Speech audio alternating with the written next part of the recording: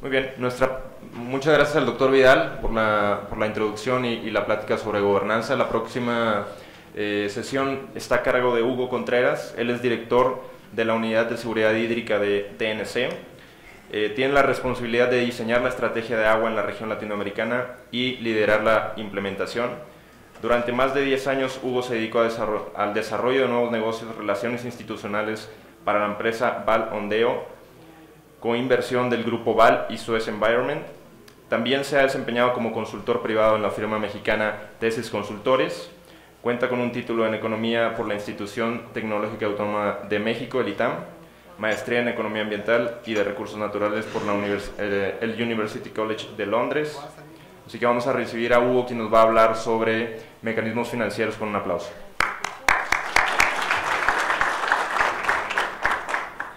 Muy buenos días, muchas gracias.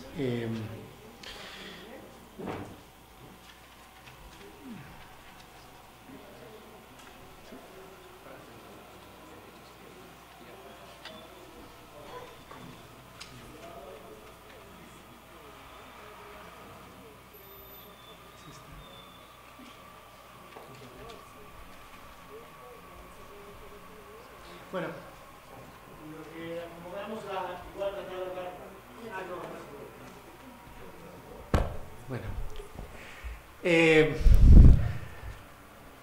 desde muy temprana edad, mis hijos sufrieron la mala suerte de que les dijera que cada semana tenían un presupuesto. ¿Sí? A los 6, 7 años salí una mañana y les dije, chicos, de ahora en adelante su dinero lo van a recibir a partir de un presupuesto y lo van a aprender a gastar. Y me vieron con una cara de no entiendo nada, no dijeron nada, recibieron su dinero, no gastaban, porque no los llevaba a ningún lugar a donde gastar. ¿Cómo iban a gastar? Pero conforme fueron creciendo y se fueron haciendo independientes, empezaron a sufrir el presupuesto. Empezaron a decir, oye, me das dinero, ya me lo gasté, se me acabó. Y luego el clímax de este asunto fue que mi hija se fue a estudiar fuera del país y cada mes le depositaba su presupuesto, hasta que pasados 8 o 9 meses me dice, oye papá, por favor, en lugar de que me lo deposites mensual, deposítamelo quincenal. Empecé a entender que tenía un poco de problemas para manejar el presupuesto. Cuando regresó me confesó que había generado toda una red de prestamistas, porque no le alcanzaba y llegaba al último día sin dinero y tenía que pedir un puente. Bueno, tengo que poner el disclaimer que soy economista. Y bueno, yo creo en los incentivos, pero también creo en que las estructuras financieras y las estructuras de presupuesto funcionan para guiarnos hacia nuestros objetivos. No son necesariamente una camisa de fuerza, pueden ser una guía, y en los fondos de agua no pasa diferente. Los fondos de agua tienen una vida y tienen un ciclo de proyecto y tienen diferentes requerimientos financieros a lo largo del ciclo de proyecto, y estos requerimientos financieros también dependen de los diferentes objetivos que va cumpliendo a lo largo de su vida. No es lo mismo cuando un fondo está consolidado, como el caso de Quito, decimos consolidado después de 10 años, que un fondo que está naciendo o está por nacer y que está buscando recursos para nacer. Son dos preguntas totalmente diferentes. Ahora, también es cierto, y ayer hicieron una pregunta que me parece que no quedó contestada, que es ¿cuánto es el óptimo? ¿Cuánta es la inversión óptima que debe hacer una empresa? Y ya me parece que hay dos respuestas, y las dos respuestas son, hay una respuesta y una realidad. La respuesta es insatisfactoria.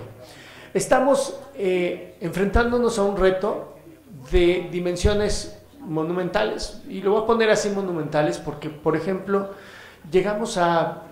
tratamos de cuidar las cuencas que abastecen a la ciudad de Lima. No sé, hablamos de varios miles o cientos de miles de hectáreas.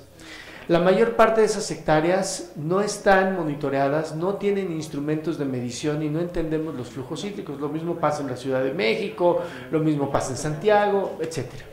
No tenemos esta capacidad de medir exactamente lo que está pasando, y por lo tanto, cuando tenemos un plan de conservación o un plan de largo plazo, lo más probable es que si lo hacemos a 30 años nos vamos a equivocar, pero está bien, no está mal que nos equivoquemos porque necesitamos una primera guía con una serie de hipótesis. Lo que tenemos que hacer es irnos adaptando en la medida en que nuestra información va mejorando. Por eso digo que el presupuesto sirve como una guía para ser disciplinados, como una guía para entender lo que debemos hacer, pero no necesariamente debemos pensar en el presupuesto como una limitante. El tercer elemento que quiero compartir con ustedes es cierto, los recursos son escasos. Y son escasos porque para un financiador, y probablemente los financiadores a los que estamos accediendo todos nosotros en los fondos, tienen frente a sí una carpeta con 10, 20, 30, 40 propuestas de inversión. Y ellos están escogiendo las propuestas de inversión en función del beneficio que le ven a esa inversión. Ya sea, como dijo Vidal, un beneficio personal. Hay inversionistas en este campo que están pensando en inversiones personales como un legado al mundo, no es descartable, por supuesto. Hay inversionistas que están pensando en esto como una estrategia de gestión de riesgo, las empresas. Hay inversionistas que están apenas entendiendo cuál es el proceso, las ciudades. ¿Por qué las ciudades están preocupadas? Claramente porque es su fuente de agua, pero también porque entienden que su fuente de agua va más allá de sus límites administrativos, lo cual les genera un problema muy serio, porque en el sector público uno hace lo que la ley explícitamente le dice que tiene que hacer y no al contrario, como los ciudadanos hacemos lo que la ley no nos prohíbe. Entonces, si nos dice que la frontera termina en esos escalones, no podemos hacer nada más allá de la frontera, aunque nos vayamos a morir si no hacemos nada. En fin, yo lo que quiero hacer con la plática de hoy es nada más tratar de poner los cajones para que entendamos cómo estamos viendo el proceso de maduración de un fondo y cuál es la estructura financiera que creemos que puede funcionar. Pero al final del día es una adaptación a cada una de las realidades locales.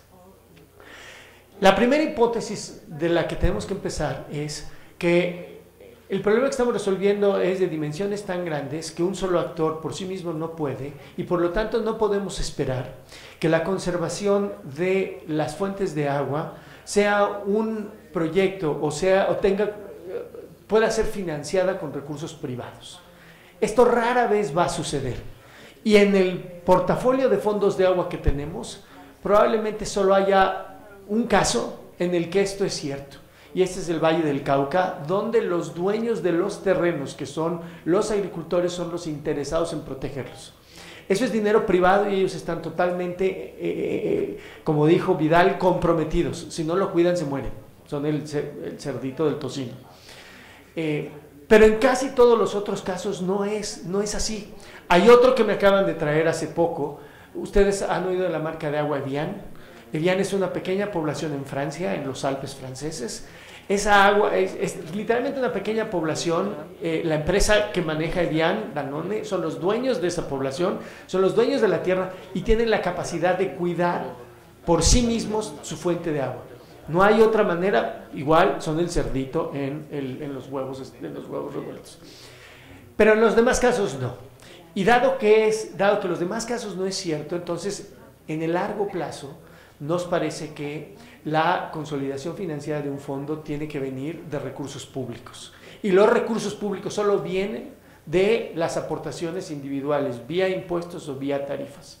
Entonces, en el largo plazo, si no accedemos a esa fuente de recursos, creo que los fondos no van a poder cumplir con el impacto para el que están pensados. Ahora, me parece, quiero pensar en tres tipos de estrategias para armar el fondo. La primera es entender el tipo de fuentes, de dónde vienen o cuáles son los recursos que existen para poder acceder a ellos. La segunda es el objetivo del fondo. Es bien importante porque el objetivo te marca el valor que va a generar el servicio ambiental y por lo tanto la siguiente pregunta de valor es ¿para quién? Y por lo tanto, si entendemos el valor y entendemos para quién, podemos ver más fácil cómo los cruzamos. Y el tercero es la etapa de maduración de un fondo. ¿De dónde vienen los recursos? los invito a que no nos compliquemos. Los recursos solo vienen de fuentes públicas y fuentes privadas, no hay más. Las fuentes públicas solo vienen de 3 tipos de fuentes. Si uno lee, por ejemplo, un gran documento preparado por la OECD, cuando hablaban de financiamiento al sector de agua, había toda una gran discusión de dónde vienen los recursos, y dijeron, no, momento, no nos hagamos, solo hay 3 fuentes de recursos públicos. La primera es las tarifas de agua. En el caso de nuestros fondos de agua, las tarifas de agua, un pedazo de las tarifas de Quito va a los fondos de agua. El caso de Lima, que Fernando nos presentó ayer, es otro caso en donde vienen de las tarifas de agua. Y otro potencial es el de Santiago de Chile, donde en Chile toda la política de agua y todas las inversiones en el sector de agua han venido directamente de las tarifas. Han sido muy buenos para dirigir todas las inversiones y meterlas en las tarifas. La segunda fuente de recursos son los impuestos. Diferenciemos impuestos y tarifas, no es lo mismo. Un impuesto no tiene una relación directa con el servicio que está prestando, cuando la tarifa sí tiene una relación directa con el sector y con el servicio. Y los impuestos, por ejemplo, es el caso de Brasil. Brasil tiene en los fondos de agua, hay muchos recursos que vienen del Tesoro Nacional, si no soy claro, en los términos me equivoco. Es decir, es dinero que capta el Estado brasileño, llega a la Tesorería Nacional y la Tesorería lo regresa en forma de diferentes programas de conservación. Lo mismo pasa en México, lo mismo pasa en todos nuestros países. La tercera fuente es de donaciones. Y donaciones que son de instancias locales, perdón, de instancias multilaterales, es decir, países que donan a otros. Y aquí en América Latina hay 2 grupos de países. Hay grupos que reciben ayuda y grupos que ya no reciben ayuda. Si uno piensa en México, en Chile y probablemente en Brasil, es difícil pensar que una parte importante de los recursos va a venir de ayudas internacionales. El año pasado visité a los donantes escandinavos, que tradicionalmente han sido donantes importantes de nuestros programas, y lo que dijeron, a México no le damos, a Brasil no, a Colombia ya no, todo nuestro dinero va a ir a la parte del este de África, punto, se acabó. México hace algunos años entró a la OECD y al día siguiente que firmaron, todas las oficinas de ayuda internacional de los países cerraron. Lo mismo pasó en Chile y lo mismo va a pasar en Colombia ahora que firmen con la OECD. Eso no es malo, sucede. No pensemos que es malo, que ya no vamos a recibir. Es más, a mí me gustaría, digamos, que mis hijos un día dijeran, papá, ya no me des. No espero que suceda. Y la siguiente, digamos, fuente son las fuentes privadas. Y las fuentes privadas también me parece que hay 4 grupos. Donaciones, altruistas, gente que dice, yo voy a regalar dinero porque creo que, como aquel Bill Gates que dijo, cuando me muera la mitad o antes, la mitad de mi fortuna la voy a regalar, y así sucesivamente, sucede. La segunda es, aquellos que están preocupados por gestionar su riesgo, y esto viene mucho de las inversiones corporativas, empresas como las que hemos visto en esta sesión, FEMSA, PepsiCo, Heineken, AB InBev, que dicen, oye, si yo no invierto, más bien, yo estoy enfrentando un riesgo importante, un riesgo hídrico importante, tengo que contrarrestar ese riesgo y por lo tanto voy a invertir. Están pasando de la parte filantrópica, donaciones, a la parte de gestión de riesgo. Tiene sus retos bien importantes, porque las 2 fuentes, inclusive dentro de un mismo donante o dentro de un mismo inversionista, tienen una lógica muy diferente.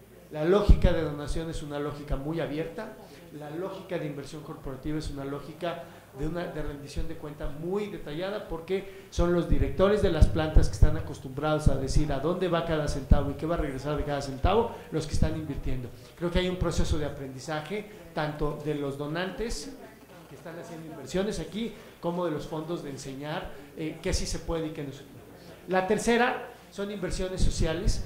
La Alianza Latinoamericana de Fondos de Agua es un ejemplo de un mecanismo de inversión social. Ese es su sentido. Nosotros no perseguimos un objetivo en particular, sí, la seguridad hídrica en general, pero tenemos inversión social y tratamos de tener un proceso sistemático de análisis de a dónde van a ir las inversiones. Y el tercero es el último es la inversión con retorno.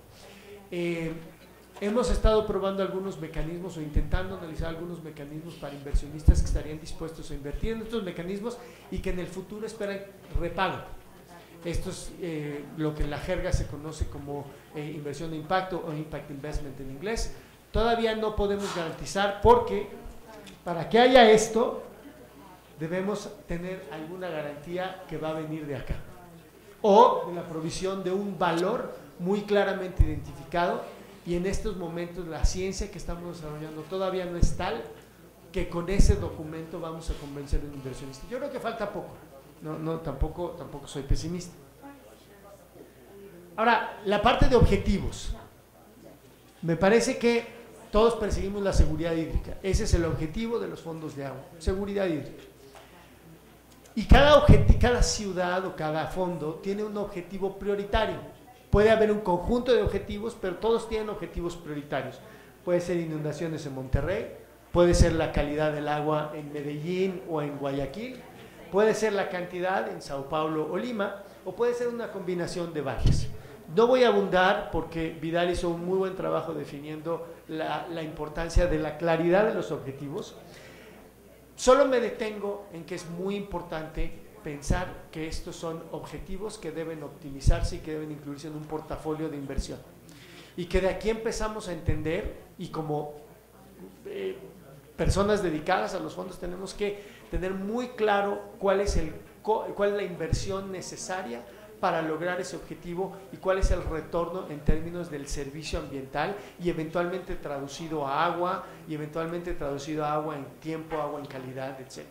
El caso de probar la calidad del agua es un poco más sencillo que el caso de la cantidad y el caso de la regulación de flujos en periodos de eventos hidrometeorológicos extremos, pero en fin, hay que hacer. Y el tercer punto es en qué etapa del fondo estamos. Un fondo de agua tiene una curva de inversión o una curva de maduración más o menos de este estilo. Me puedo equivocar, pero es más o menos de este estilo. Es decir, hay un análisis de prefactibilidad que requiere pocos recursos, no hay que dedicarle mucho dinero hasta que no tengamos clara la idea, pocos recursos.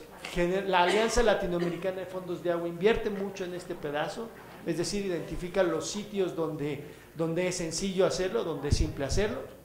La segunda parte es el diseño. El diseño es súper importante y habiendo trabajado muchos años en preparación de proyectos, etcétera, no dejo de subrayar lo importante que es hacer un diseño profesional que resulta en un documento que se llama Business Plan, plan de negocios, que tiene incluido un plan de conservación. En la medida en que seamos capaces de producir un documento profesional, técnicamente sólido, vamos a convencer a los inversionistas, sea cualquier tipo de inversionista. Si no invertimos y decimos, no, es que el plan de conservación es fácil, hagamos lo que sea, si hacemos eso aquí, vamos a perder, no vamos a encontrar este dinero. Estamos invirtiendo para conseguir este dinero. A veces me preguntaban, oye, ¿cuánto cuesta un plan de conservación, un business plan? $100,000, $10,000, no, $1 millón y más, por ahí. No pensemos que es menos. A lo mejor lo vamos a ir haciendo en etapas, eso es diferente, pero pensemos que hay que ir a mapear una cuenca, hay que entender los flujos hidrológicos. Muchas veces esa información existe, pero ayer lo dijeron, hay un costo muy elevado de acceder a información. Si la información existe ya está, pero eso no significa que haya sido gratuita. Tuvo un costo en un momento y hay que reconocerlo. La tercera es la creación. Creación es juntarnos, es un poco el culmine de lo que dijo Vidal. Juntarnos todos, firmar los documentos, decir somos formalmente un instrumento, un mecanismo. Y de ahí empieza la operación. La operación es empezar a ejercer inversiones en el campo. ¿Sí? Las inversiones en el campo obviamente tienen un pico, y este pico, pues las inversiones iniciales, todo el mundo entiende que para construir una casa hay que dedicarle mucho dinero durante 8, 9, 10 meses, no sé cuántos, y después va a haber un mantenimiento. A los 10 años o no sé cuánto, esto podrá subir, el pico podrá subir. Esto sucede en la infraestructura gris. Creemos que en infraestructura verde esto, al contrario, va a ir teniendo una va a ir convergiendo hacia abajo, pero no dejemos de pensar que hay que mantenerlo. Es decir, no se acaba una vez que tenemos esto, ¿no? Y los profesionales en el trabajo, en el campo, no lo podrán decir. Por último, si entendemos estos tres elementos, vamos a tener algunas ideas de cuál debe ser nuestra estrategia financiera. Y los invito a pensar en los fondos de agua como startups, como estas empresas innovadoras que empiezan con un alto riesgo y que eventualmente cuando prueban que van a regresar un valor muy importante a sus accionistas, sean cuales sean sus accionistas, el gobierno, el municipio, cualquier parte del fondo, van a poder acceder a instrumentos financieros un poco más sofisticados o más estables. Capital semilla, prefactibilidad, diseño y creación, ahí hay que invertir. Probar el caso nos va a permitir acceder a este tipo de instrumentos que son, y ojo, y yo soy creyente de que el instrumento fundamental al que vamos a acceder aquí es un pedazo de la tarifa, porque el valor de la conservación, los servicios ambientales que estamos proveyendo son servicios para los usuarios de agua, y los usuarios de agua eventualmente tendremos que pagar, y si no, pregúntenle a los daneses que pagan 8 euros metro cúbico si no creen que los servicios ambientales valen la pena. Con esto termino, y cada uno de los casos que se van a presentar van a ir cayendo en algunos elementos. Gracias.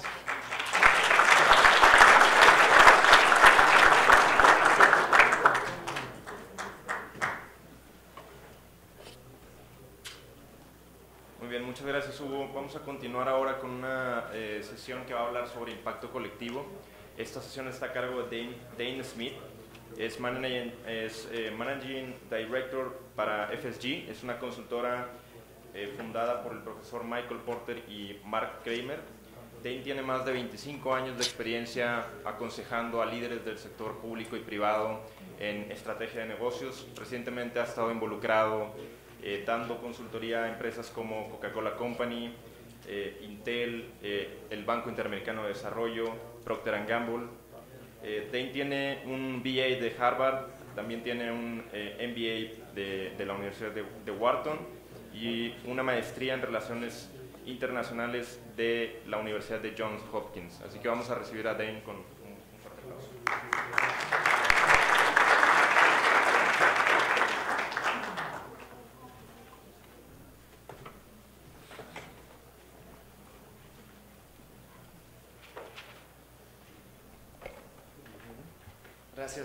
Gracias David. Yo voy a hacer mi presentación en inglés porque hay algunas sutilezas y estoy un poco preocupado si yo hablo en español, yo voy a perder esas sutilezas. Pero me gustaría empezar con una breve historia en español. Entonces yo creo que varios de ustedes ya han hablado sobre sus hijos.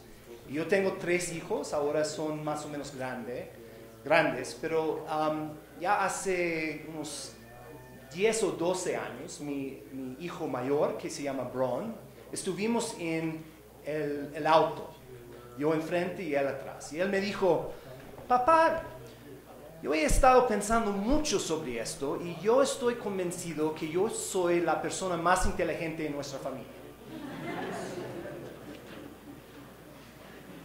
Yo le dije, bueno, Bron, es verdad, tú eres muy inteligente, pero ¿estás seguro que eres más inteligente que tus hermanos? Y él dijo, claro, seguro, soy mucho más inteligente que ellos, papá. Y después yo le pregunté, ¿y mamá es muy inteligente, Bron? ¿Estás diciendo que tú eres más inteligente que tu madre? Y él dijo, tienes razón, mamá es muy inteligente. Pero sí, soy más inteligente que ella también. Y Bron, yo le pregunté, ¿y tú piensas que tú también eres más inteligente que yo? Y él me dijo, eres muy gracioso, papá. Tú no eres inteligente para nada. Bueno, él tiene 18 años ahora y parece que cada día me está recordando que no soy inteligente, que yo sé muy poco, conozco muy poco. Yo cuento esa historia porque yo creo que en esta área es muy importante que nosotros recordamos que hay muchos límites en cuanto nosotros sabemos. Entonces yo no soy expert en los water funds, ni soy expert en agua. Y aunque hay muchos expertos aquí en muchas áreas, nosotros nunca vamos a llegar a ese punto de tener una seguridad sobre agua si somos demasiado, si siempre estamos pensando sobre que nosotros sabemos todo. Tenemos que aprender mucho de otros. Y este tema sobre collective impact, que yo voy a explicar un poco en inglés, su poder viene de esa idea, que varias partes de la sociedad, varias partes de las comunidades, ni solamente los expertos técnicos, pero las personas, las comunidades, los líderes de los gobiernos, de las ONGs, todos tienen una parte de la solución y tenemos que tener un diálogo muy fuerte y muy abierto para poder aprender uno del otro. Bueno, para empezar, ahora inglés. I'd like to say a couple of words about the company FSG, because it's important to know where we're coming from when we talk about collective impact. So as David mentioned, FSG was founded by Professor Michael Porter and Mark Kramer from Harvard Business School. It's been around for about 15 years now. There are 150 of us, so we're a small organization in 6 offices. I lead the office in Washington, D.C. And FSG is a non-profit, mission-driven consulting and research firm. And what we focus on is working with foundations and companies and NGOs and governments and communities to find new ways to solve social problems, new ways to think about social change, new ideas and new approaches that have not been tried before.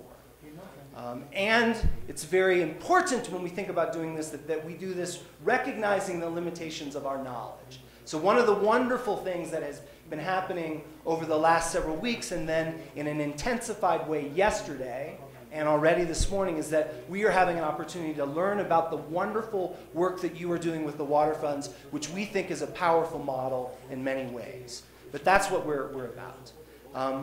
In this area of collective impact, about 6